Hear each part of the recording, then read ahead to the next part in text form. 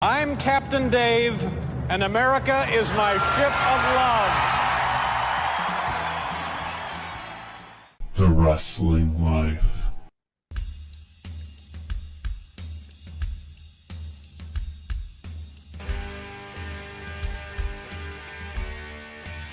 Hey everybody, it's The Wrestling Life. It's episode 415, second week of July 2025. I'm Ethan. And I'm Liam. You know, Liam, when I say we have so much to talk about this week, usually it's accurate. I don't think it's ever been more accurate. We have so much to talk about this week. And equally accurate, so many things we can't talk about on the first and only wrestling podcast. So much wrestling this weekend. It starts Thursday night this week with Collision, which will be over by the time you're hearing this, but we're recording it before it happens, which is the go-home show for AEW All In on Saturday. There is SmackDown on Friday. There is a Ring of Honor Supercard of Honor on Friday. Saturday in the afternoon, we have WWE NXT Great American Bash head-to-head with AEW All In. Saturday night, we have Saturday night's main event. Sunday night, we have WWE Evolution. Holy cow. This is one of those weeks where nobody in or outside of wrestling cares that, like, I'm going to die. But the schedule,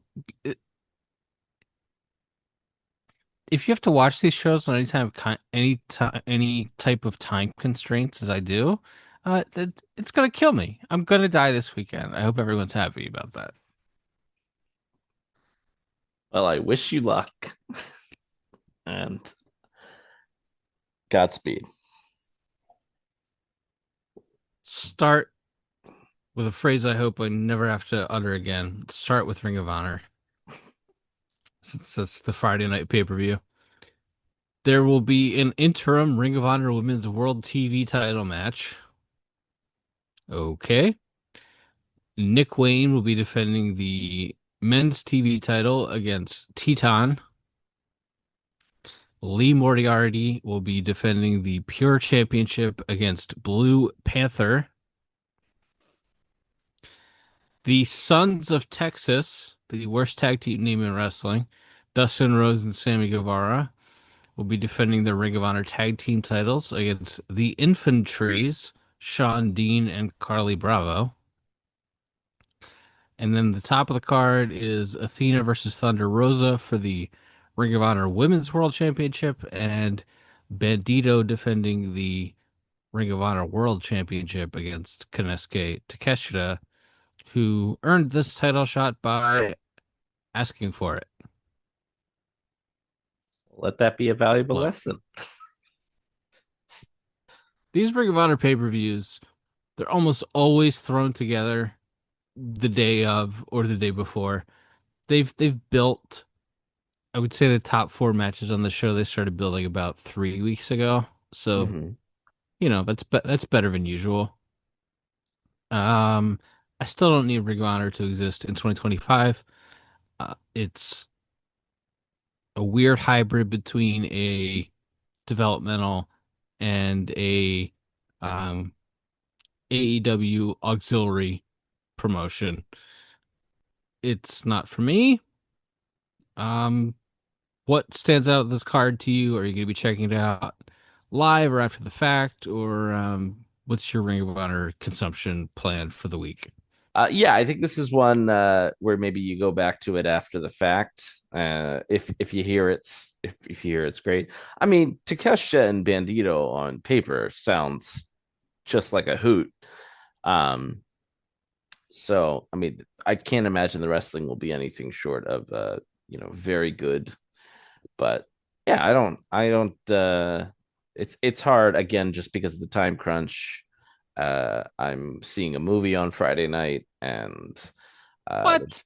so there's things outside of wrestling to be done once in a while, believe it or not. So assuming it's not your job.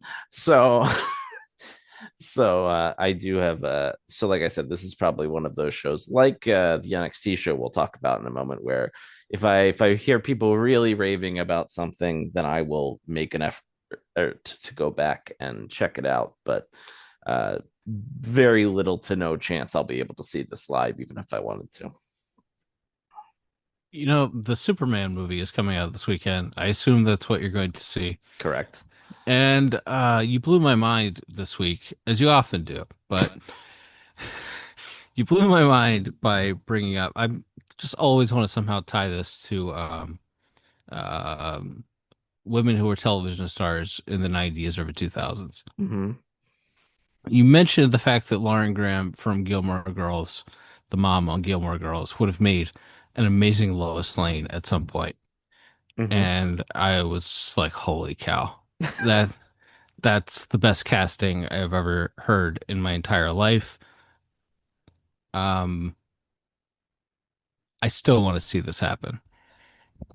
Well, they just recently, and I guess TV Superman had to go away for movie Superman to exist because there's still that attitude. But there was just like a show about how like Superman and Lois, where they're like in their 40s and have kids. So like she could have probably like there's still a version of Lois Lane I feel like she could play, even though Hollywood is exceptionally cruel to any woman over the age of, I don't know, 27. This is true. By the way, did you see that Sofia Vergara and Tom Brady are having a summer fling? I I I saw it and I loved that they specifically like their PR people or whatever who answered for comment were like, this is not a romance or dating. I was like, which side of this was like very specific to not lock this into anything and just call it like have it called a fling specifically in the when we leak it to the press. It's very unusual. It's very unusual, but it's very noteworthy. Anyway, that's not what you called. NXT, the Great American Bash, is Saturday afternoon. This is the third most important show happening on Saturday.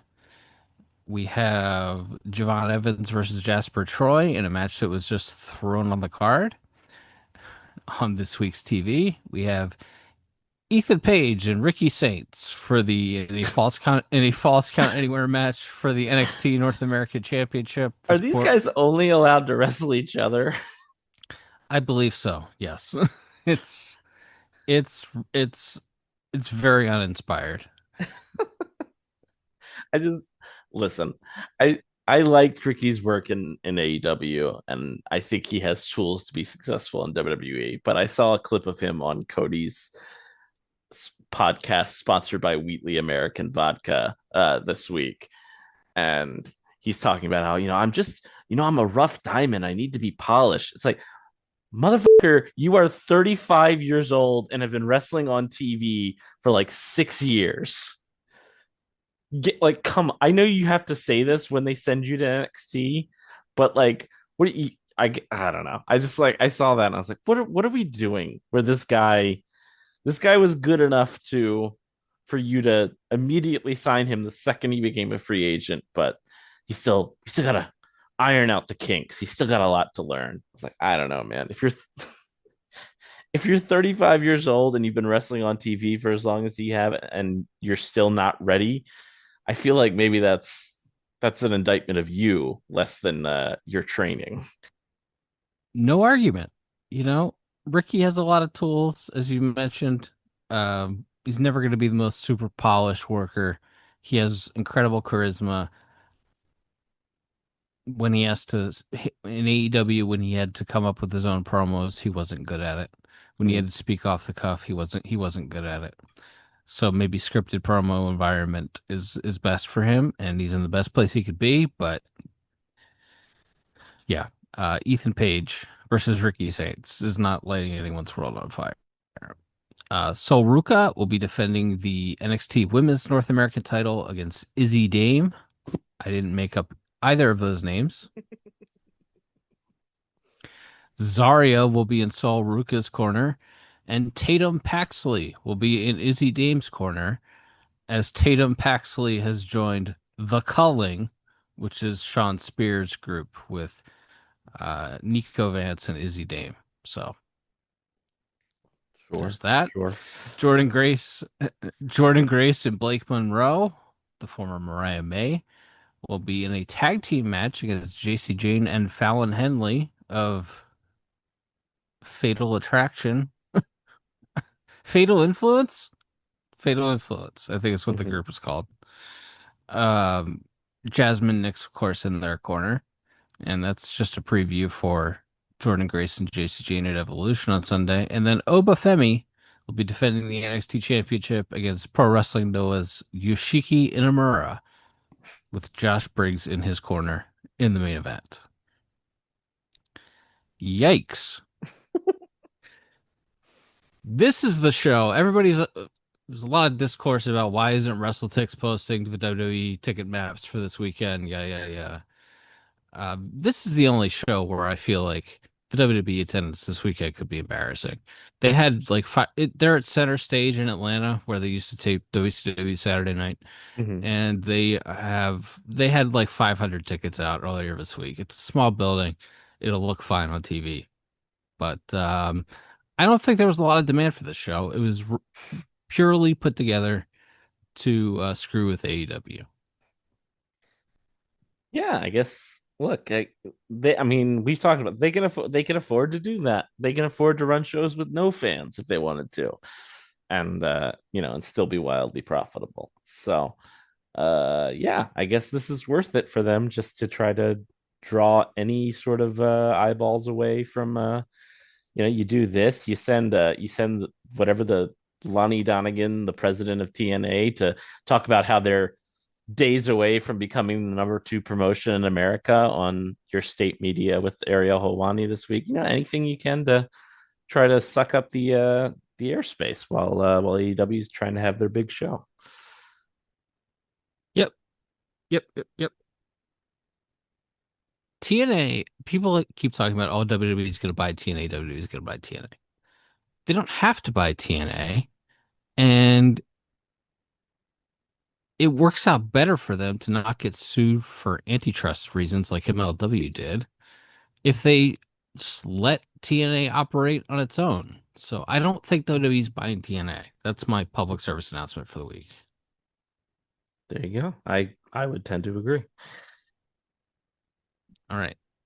The real big show of the weekend is AEW All In, which is Saturday afternoon at 3 Eastern.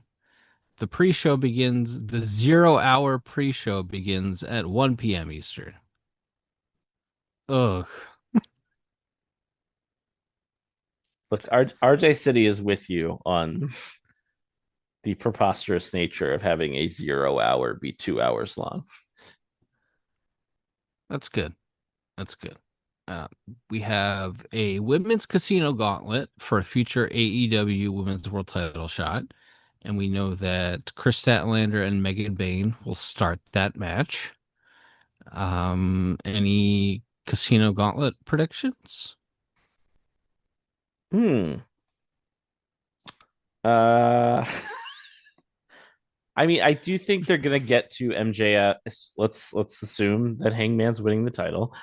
Uh let's pray. I do think they're getting back to MJF and Hangman at some point. They every like month or so on TV, they bump into each other in a backstage segment. And the idea is obviously that MJF is using the Hurt Business so that he has backup to go after the world title whenever he is able to go after it again. So I think it's MJF makes as much sense as anybody to win this.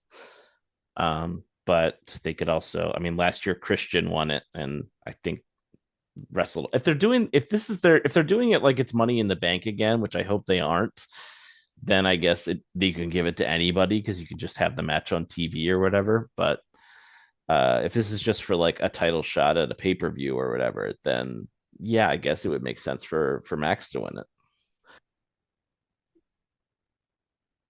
Well, it's good that you covered the men's casino gauntlet. Now that I don't have to talk about that, but I did ask about the women's casino gauntlet. We may have had a Just slight disconnect. it's fine. It's fine. Um, so we only know that Chris Statlander and Megan Bayne are going to be in the women's gauntlet match. So I would assume one of those two is winning. The men's gauntlet, as you talked about, we have Briscoe and MJF in there first, and then we know Bandito, Brody King, Mystico, and Ricochet will be in there at some point. MJF and Mystico are building something. Could be for Mexico, could be for AEW, could be for both. We talked about that last week. But yeah, you would think MJF is the likely men's Casino Gauntlet winner. We have a three-way for the AEW tag team titles with Bobby Lashley and Shelton Benjamin defending against Kevin Knight and Mike Bailey and Christian Cage and Nick Wayne of the Patriarchy. You have a three-way here. You can not pin the champs and keep them strong. All of the creative, except for on the final Dynamite before All In, would lead you to believe that the Hurt Syndicate are unbeatable and unstoppable and are just going to steamroll everybody. And then Kevin Knight and Mike Bailey stole the tag team titles and established themselves as credible challengers, according to Excalibur. And I don't know. I feel like the Patriarchy are walking out of here with the tag titles. What do you think? Yeah, I think that makes as much sense as anything. They got a lot of, I feel like they need more babyface teams to challenge if that's the case. I mean, the Hurt Syndicate are half baby faces anyway, so maybe that's fine.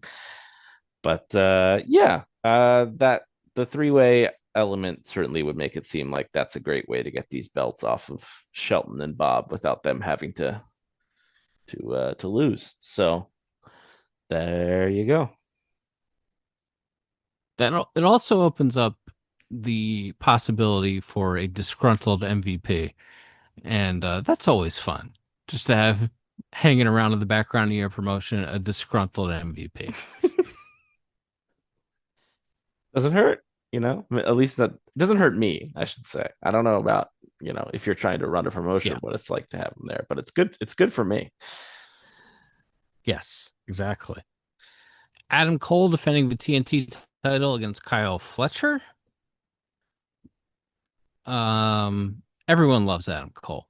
I don't see a need for him to be holding that title right now, and particularly if he's,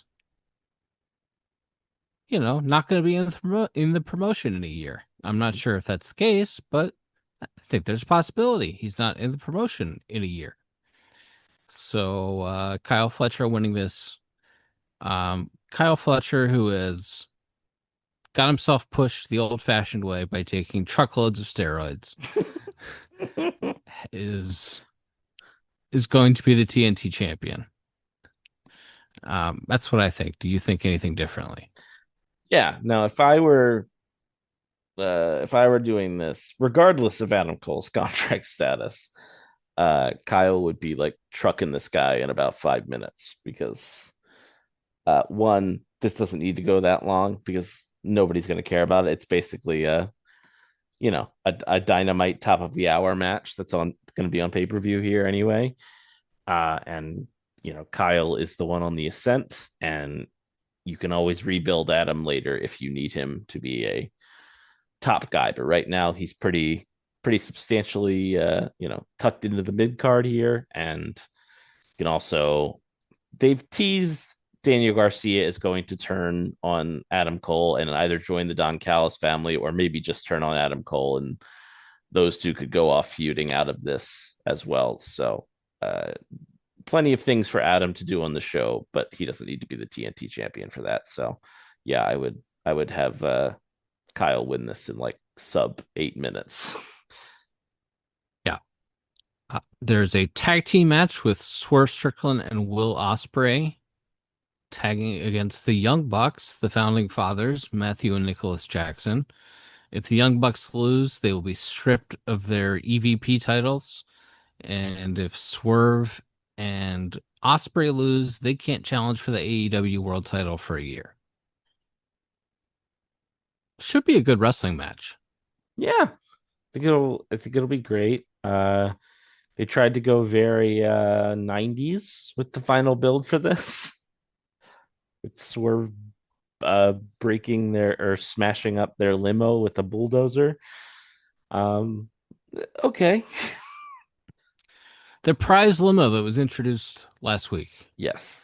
I mean, look, you only introduce a vehicle like that on a wrestling show to smash it up, of course. But yeah, I don't know. It'll be a great match. It would be very interesting to take away Will and Swerve from the main event for the next year. But if you have a babyface world champion for the foreseeable future, maybe it makes sense to have a built-in reason why neither of those guys are going for the title right away. So you could argue that the Bucks should win, could or should win this, and then also I wouldn't mind the Bucks losing just because the heel EVP gimmick has been so horribly defined, especially considering there's the owner of the company is constantly making matches and changing things on the show. So why does he let his underlings also book things and change things on the show for evil purposes? I don't know. So I would like, as much as I like the founding fathers shtick, as we talked about last week, it wouldn't upset me. The Bucks could still be heels without the evil authority figure seasoning to them, and arguably would be better that way. So we'll see. Okada versus Omega for the inaugural AEW Unified title. You would think that would unify I don't know, the Continental and the International Championships are not going away, though. The winner of this match will have 3 belts. Um, Okada is the current Continental Champion. Omega is the current International Champion. And then the winner will be the AEW Unified Champion as well. So there's that. This is one of the all-time great rivalries in wrestling. They've not had a singles match in about 7 years, and Okada and Omega will see what they have in a dome in Texas in 2025, I suppose. Do you have thoughts on this? Yeah, I mean, I think the crowd will this to be good to great, regardless of where it is. I mean, I wouldn't suggest like putting it on a split screen next to their matches from 7 years ago, which are, in my opinion, and a lot of people's opinion, some of the best in the history of the medium. Yeah, these guys are older now. Okada tries to have a good match once every 12 weeks or so. And Kenny is, as he keeps telling us, like on death's door and, you know, days away from hanging it all up. So, yeah, maybe that's good. Maybe that keeps the expectations for like a great match a little bit lower, and they'll be able to more easily exceed it because it's built up arguably for the first time as like a true blood feud grudge match as opposed to two insanely talented athletes at the top of their game having this cutting edge, super fast style of wrestling where it's theoretically it's about two guys that hate each other who want to destroy each other. So it does have a slightly different edge to it because of the build. Tony Storm against Mercedes Moné for the AEW Women's World Championship. We talked about last week. Feels like the build for this peaked week 1, and they've just kind of been doing stuff since. But hey, I have no qualms about saying this is the match that I've been waiting 5 years for, and I can't imagine it being anything less than spectacular. Yeah. Yeah, I mean the only thing you think about is like can they live up to the hype? I mean, they in the build are saying this is going to be the greatest wrestling match of all time or the greatest women's match of all time.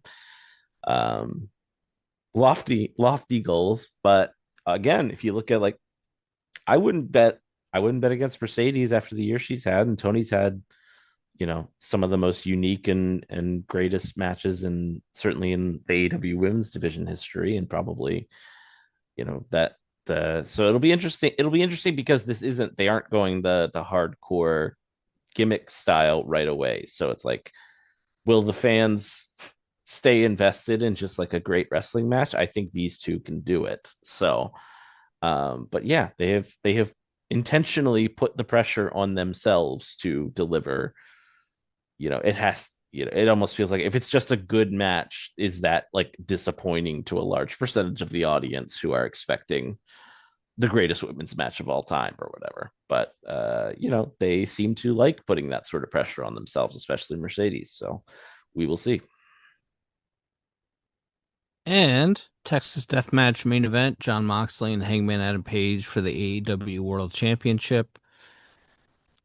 Darby Allin's coming back at some point. He did some interviews this week saying he doesn't need to be the AEW World Champion. The whole genesis of this Death Riders thing was Jon Moxley killing Darby Allin, writing him off of TV while he went and climbed Mount Everest.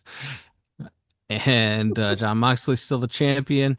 Hangman Page has beaten Jon Moxley in a Texas Death Match before and thinks he can do it again. And he stood tall on the Go Home show, which often doesn't pretend well for the person standing tall on the Go Home show. But Moxley and Hanger, do you have a prediction for the win? And you mentioned Hangman and MJF still have unfinished business at some point. And we know that Darby Allin is lurking. So Eddie Kingston's lurking. There are more babyface challengers for Jon Moxley should he retain the title here. And so I think he's retaining the title. But what do you think? I think Hangman is winning. I think the though Hangman stood tall, they had him go for the buckshot, and he did not hit it on Moxley, and that is what I am holding on to as a sign that he is going to that he was going to still win at the pay-per-view despite standing tall. But you're not. I mean, it's certainly, you could certainly make a case. I mean, speaking of the Casino Gauntlet match that I talked about the wrong one for a couple minutes ago, yeah, I mean, Darby could certainly come back and win that.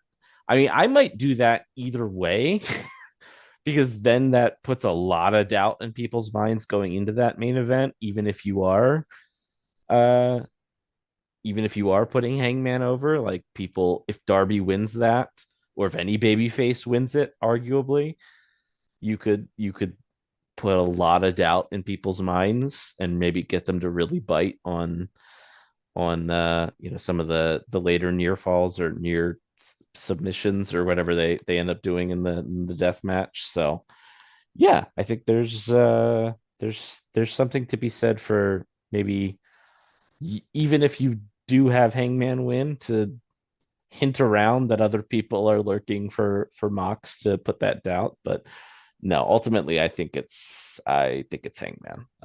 Just because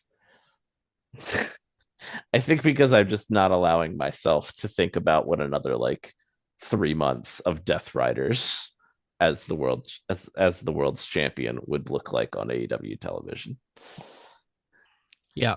Yep. I get that. Well, it's their biggest show of the year, and they're going to have more than 25,000 people in a baseball stadium. So good on them. They've they will continue to as the show draws near, and we know that it will probably be off by 8 p.m. So potentially 5-hour main card. Just brace yourself, everyone. Yeah, more forgivable in my neck of the woods when the 5 hours ends and it isn't 1 a.m. like it is every year when they run that Vegas show. They go so long. Yes. So I'm like, this one could be very long and the sun might still be up, which is a marked improvement for me. Yeah. Yeah. All right. WWE Saturday night's main event, Saturday night, 8 p.m. Netflix internationally. Solo Sikoa versus Jim Uso for the U.S. Championship. This was added to the show with a social media promo from Nick Aldis this week. Why not? Why not? Always have these guys adding stuff on their social media. They bother Adam Pierce like while he's on his Sunday morning jog. He has to go cut a social media promo to announce stuff for Raw. Why don't you have him record some stuff at the building the week before so he doesn't have to do that, the poor guy? Yeah. Yeah, I agree with that. Randy Orton and Drew McIntyre, the returned Drew McIntyre, are going to lock horns. This was is this a WrestleMania match one year? Was it a COVID mania? They definitely wrestled one another during COVID because I remember Drew McIntyre taking off his kilt and Randy Orton saying, "Ooh, pleather, nice," as they as they stood face to face in the ring in front of no fans. Amazing. Maybe it was a SummerSlam or something. Anyway, they wrestled one another before, but hey, two pros having a WWE style match. They're gonna have a gentleman's 3-star wrestling match. Yes. As will LA Knight and Seth Rollins, who are also wrestling on this show. Seth Rollins is feuding with the entire promotion. Um, Look, it's not a another Punk Rollins match. So there's that. But Punk will probably just run it's in at the end. Yeah, I mean, they mentioned Roman Reigns on TV this week for the first time in a while, and I think CM Punk and Roman Reigns against Seth Rollins and one of his boys is going to happen probably at SummerSlam. So, yeah. All right, Jay Leno's interested in that, so we'll see. Thanks for stopping Yeah, by. I think. Yeah, I'll just be in the lobby if you need me. Thanks, Jay. Yeah, Jay Leno, everyone. Sorry. And then, of course, the real main event of this show is Gunther defending the World Heavyweight Championship against Goldberg in Goldberg's retirement match. We'll see if it's his real retirement match, or we'll see if he's working SummerSlam too, or we'll see if. I think we might be getting a 1-1 here. I think Goldberg might take this one and then drop it back at SummerSlam. Is just the vibe I'm getting. Mm-hmm. But I don't know. I haven't listened to a lot of discourse about this, so I'm curious what you think of Goldberg and Gunther, the result, whether Bill's sticking around another month or whatever, or just thoughts on what you would think sub 5 minute Gunther Goldberg match would look like. Yeah, I think they should do that if Bill is confident he can be healthy enough to wrestle 2 matches in a few weeks. I know he puts himself through a lot to get himself in quote unquote Goldberg shape at his advanced stage. But I mean, using my logic I just used for the Hangman Mox, my justification for why I still think Hangman's winning. Goldberg did not spear Gunther. He punched him in the mouth and then went for the spear, and Gunther ran out of the ring. So I mean, we know he's going to hit the spear and the jackhammer. It's just will Gunther kick out, and I think he shouldn't. I think Bill should run through him in less than 5 minutes, and then you do it again in a few weeks, and Gunther can get his win back. I mean, for God's sake, it's not going to hurt Gunther. Gunther tapped out to Jey Uso at WrestleMania. He can lose in a flash quick match, all action to Big Bill, and then get his win back in a few weeks. The last Goldberg match I remember watching, he wrestled Drew. And they tried to do sub 5 minutes, and I think Goldberg wore swim trunks for the match, yes, instead of or he wore board shorts instead of his tiny underpants. I don't remember that match being any good. And you're like, how? And then, and then he went and did more Saudi matches, and he and Lashley had a they brawled all over the place, et cetera, et Mhm. cetera. But like Drew McIntyre and Goldberg had a bad sub 5 minute match several years ago. It's like True. my hopes for this are exceedingly low, even though you would think you can just get in there and and do like two things. I don't know. As long as he can lift the guy, right? It's like everything else Gunther can kind of do. Like Gunther can chop him and boot him in the corner, and then he can bounce off the ropes for the spear and create all of the movement. For Goldberg, just has to lower his shoulder. It's just, can he get him up for the jackhammer at the end? That's basically all you need him to do, is like be able to fire up and do one move where he lifts the guy over his head. Yeah, yeah, that's true. Yeah, I hope I hope this is fine and Goldberg doesn't look like Jim Hellwig at the end of it. Oof. I don't know. Sorry, I'm trying to be a downer. It's just it's my hopes are really low. Gunther is a savant. He could come up with a match, but also might be too many cooks in the kitchen. You're gonna have Heyman who's gonna want to be there just spamming finishers, and I just they really should keep it to about 2 minutes. Yeah.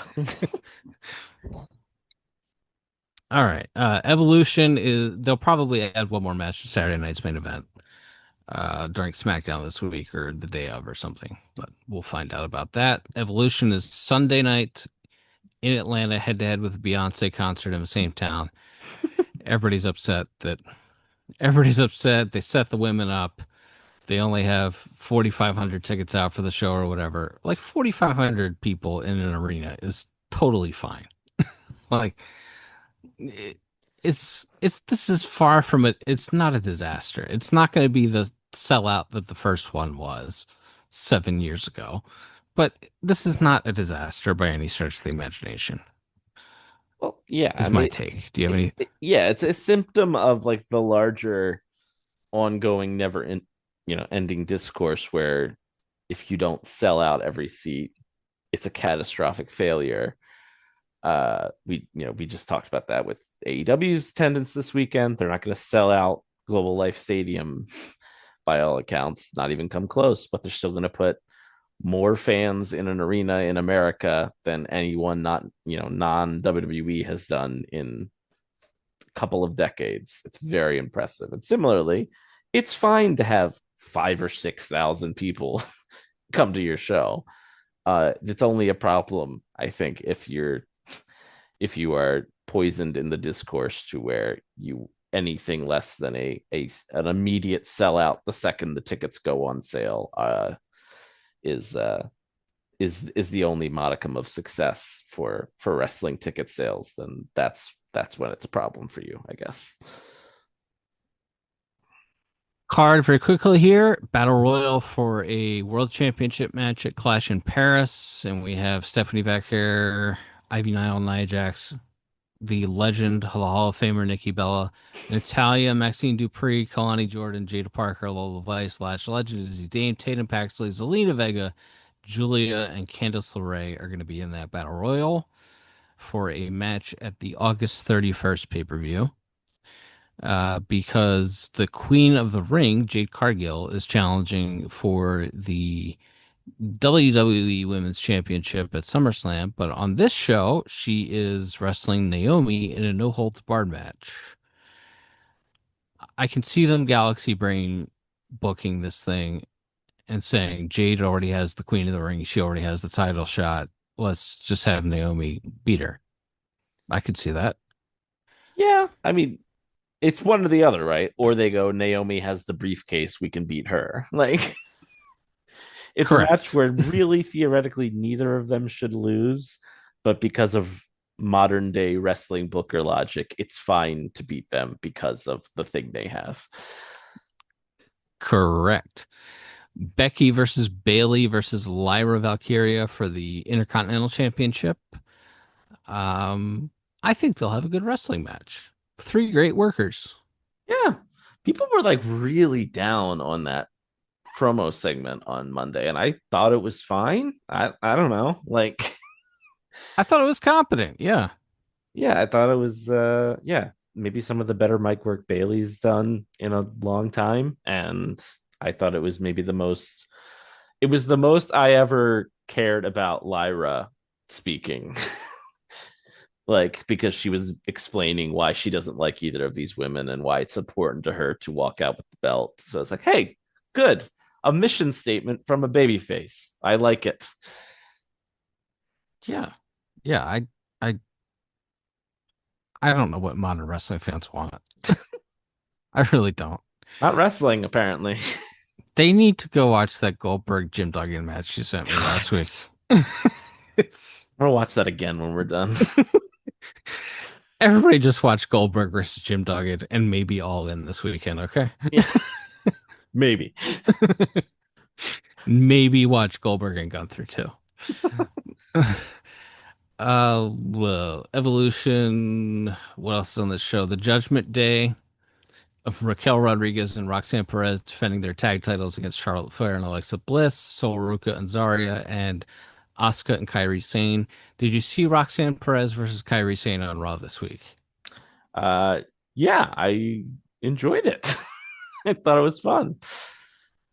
I thought I've never seen two wrestlers reading from different textbooks. Maybe I have to go back and rewatch it. I thought Rarely, yeah, rarely will you see two wrestlers with different ideas of I think they worked out their big spots ahead of time, and then it's just like, okay, well then maybe you call the rest of it out there.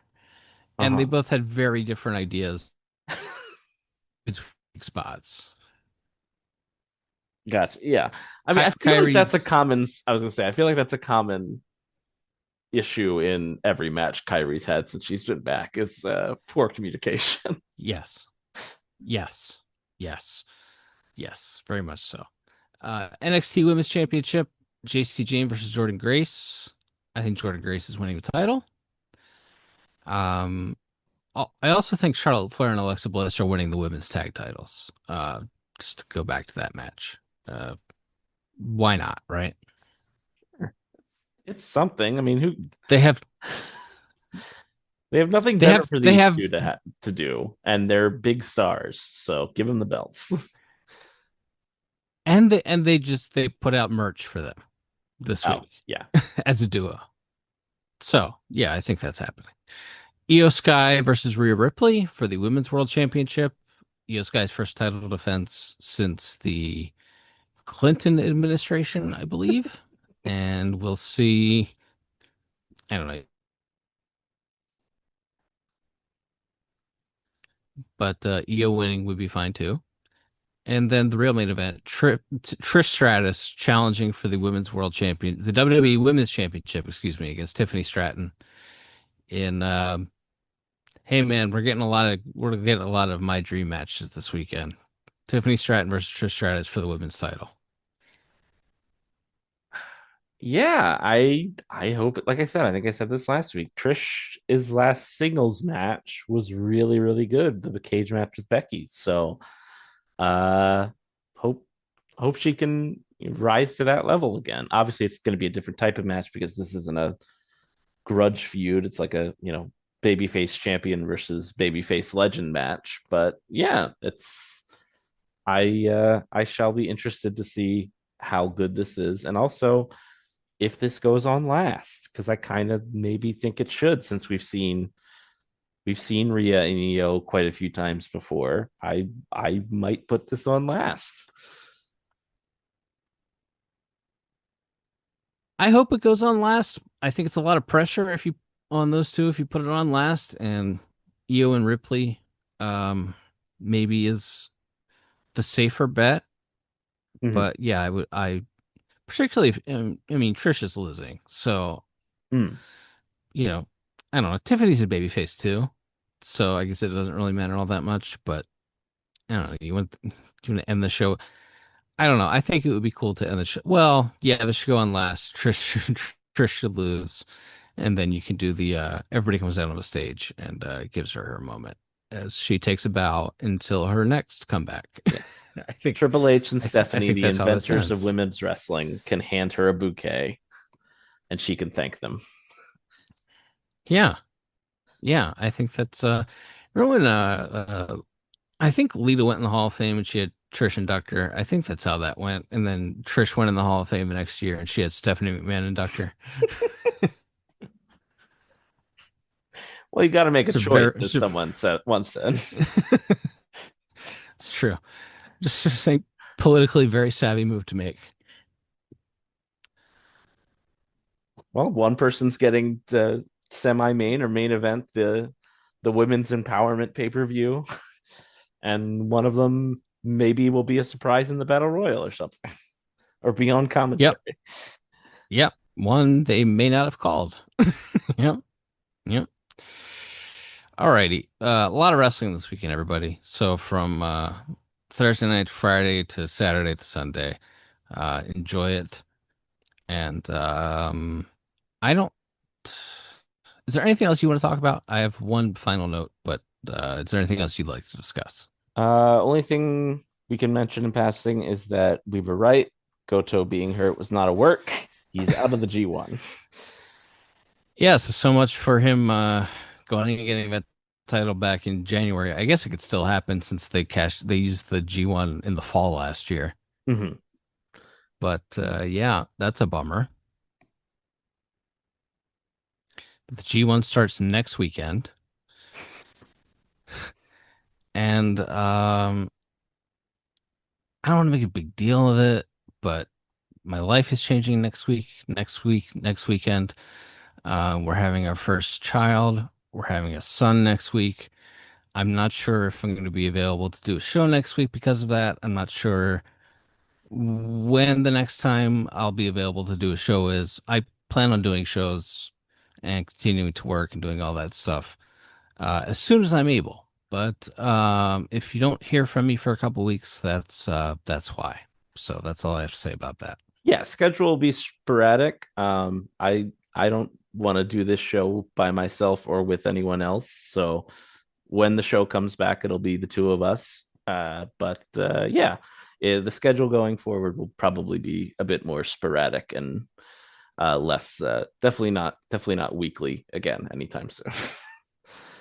Yeah. Now, my wife is on leave through the end of the year from her job, so there's a possibility my life doesn't change all that much over the next 4 or 5 months. But yeah, and then next year, like I'm going to be primary childcare provider, and yeah, my life might change. It might, like I'm sure it's going to change. I just don't know how it's going to change. And if you have kids out there, please tell me how it's going to change. So that's about all I have to say about that. So till next time, everybody, whenever that is. Maybe next week, maybe not next week, maybe maybe SummerSlam weekend. I don't know. But until next time, I'm Ethan. And I'm soon to be Uncle Leo. That's right. And we'll be back soon with more stories from the wrestling life. Adios.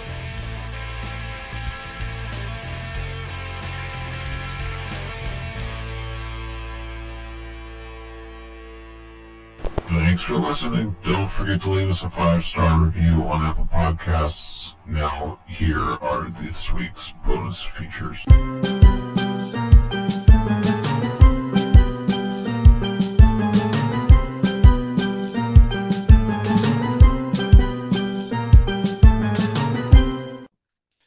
All right, time to watch the this wonderful Thursday night variety show called AEW Collision. Wonderful variety show. Thanks, Jay. Thanks, Jay, for stopping by. Yep. Right. Yeah, it's no problem. Hey, the gay Orioles won both ends of a doubleheader too, by the way. How about that? They got it from both ends. What? All right. Yeah. Huh? And they traded Brian Baker for a first-round draft pick. I don't see a lot of straight up player for draft pick trades in baseball. That's fascinating. It's because you can only trade the competitive balance picks. Right. So you have to be a team that receives revenue sharing, and it's usually like 11 or 12 teams every year. Yeah, and you get an extra pick if you're a revenue sharing team. So you have to be one of those 12 teams. I mean, we traded one to the Brewers with DL Hall and Joey Ortiz for That's right. Corbin Burns. But yeah, they are very rare. And I mean, it's a very erratic middle reliever who's had a pretty good year. Hmm. For a first round pick, I'll do that anytime. Yeah, his final appearance being him giving up 4 runs and being the losing pitcher in a game where the Orioles were winning 6-2. Very apt for the Brian Baker experience over the past few years, unfortunately. But yeah, good luck. 1,000,000%. I'm off tomorrow, and I'm going to see Superman. So Very nice. How excited are you? I'm pretty excited. I don't know. I would like there to be a great. I don't think there's been a great Superman movie in my lifetime. I just recently rewatched the Chris Reeve one, and I think that's pretty good for something of its time. Uh, but it's I don't know. I would like there to be like a definitively great modern Superman movie, and this feels like our best shot for the next, I don't know, 20 years or so. So no pressure. Sure, sure. It's a fair point. It's a fair point. Um, my hopes aren't high for it, but that's okay. I mean, I'm it glad takes. yours are. I was gonna say it takes a little more to, I think, to get you interested. I mean, you're one of the bigger Keaton Batman fans that I know, and him being in a movie as Batman couldn't get you to a theater. So I can see why this would have to Sure. really overperform to get your attention, I would think. I Yeah, 1,000,000%. All right. You know, whatever else is going on in the world right now, Mm-hmm. um, Oasis is back. Back. Some are saying better than ever. Yes. They sound incredible. Um, they haven't fought one another yet. So I'm not sure exactly what they're doing to keep the peace, except that immediately after the show ends, an SUV pulls up to the stage, and the singer Liam, the troublemaker, Mhm. uh, gets in the car and is driven off. That's how our podcast ends every week too. Yes, sure is. So whatever they're doing here, it's working out so far. They sound amazing. I can't be more excited. That's awesome. Yeah, let's hope they hold it together vocally and professionally. Yes. The good news is it's not like a full scale old time world tour. The world tour. The world tour. The global tour. It's limited dates spread out so that yeah, hopefully everyone's voice has time to rest and still sound good and blah blah blah blah blah. Riveting pod. Do you think there's All hope right. for new music, or do you think uh are they just doing this for the money and we won't see him again until one of them gets divorced again or whatever? It's a good question. Um Part of me is like just let's not even try to make new music, but Right. it's going real it's going so well that it would be surprising if there wasn't a lot of pressure to make new music. So Right. so far they've just released one live track on the music services Mhm. from one of the first two shows. So yeah, I could see new music at some point, yes. I try to keep on keeping on.